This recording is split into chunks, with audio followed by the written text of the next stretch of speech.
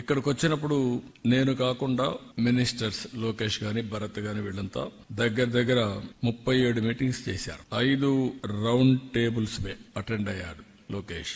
4 Congress sessions కూడా attend అయ్యాడు. అంటే వీలైనంత వరకు ఆంధ్రప్రదేశ్ ని ప్రపంచ పటంలో పెట్టడం, అదే మరిగా ఎక్కడికక్కడ మేము ఇక్కడుండే అడ్వాంటేజ్ చెప్పడం. నేను ఫస్ట్ టైం మీటింగ్ లో మీరు గుర్తుపెట్టుకోవాలి, నేను ఏదైతే ఐటీ బూమ్ చూసినప్పుడు హైదరాబాద్ లో మొదటిసారి ఏం చేయాలో మాకు అర్థం కాకుండా series of round table conferences పెట్టి ఫస్ట్ మేము స్టార్ట్ చేసిన ప్రయత్నం మా జర్నీలో హైటెక్ సిటీ. అది కూడా 2 ఏళ్లని నెగోషియేట్ చేసి 14 నెలల్లో కట్టించాం. L&T one of the best monument కట్టారు. ఇప్పుడు కూడా ఐటీ అంటే హైటెక్ సిటీ అనేది మొత్తం వచ్చింది.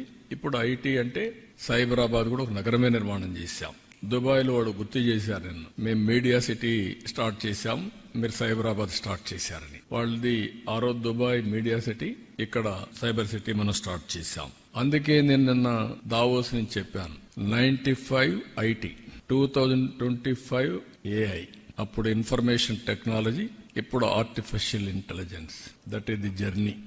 ఫ్యూచర్ లో ఏది చూసినా కూడా మ్యానుఫ్యాక్చరింగ్ కూడా గ్రీన్ ఎనర్జీ వాడితే దానివల్ల అడ్వాంటేజెస్ ఉంటాయి. టోటల్ గా గ్లోబల్ వార్మింగ్ తగ్గే పరిస్థితి వస్తుంది.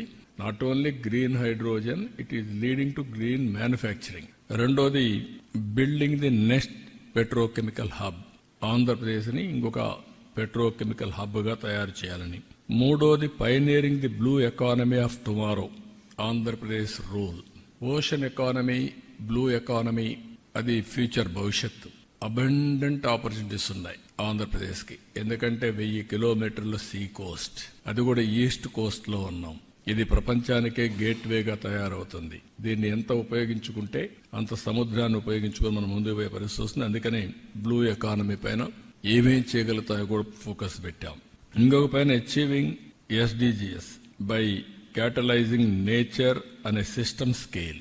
APCNF, Andhra Pradesh community managed natural farming. Natural farming ప్రపంచానికి ఒక నమూనా ఆంధ్రప్రదేశ్.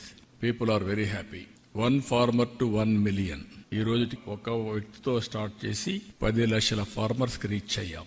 ఇది రాబోయే 5 ఏళ్లలో 40 లక్షల ఫార్మర్స్ కి రీచ్ అయ్యే పరిస్థితి వస్తుంది. ఇది ప్రపంచానికి ఒక నమూనా.